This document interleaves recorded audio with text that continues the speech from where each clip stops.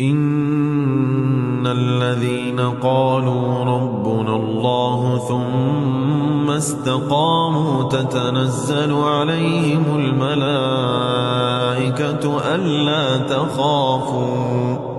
ألا تخافوا ولا تحزنوا وأبشروا بالجنة التي كنتم توعدون نحن أولياؤكم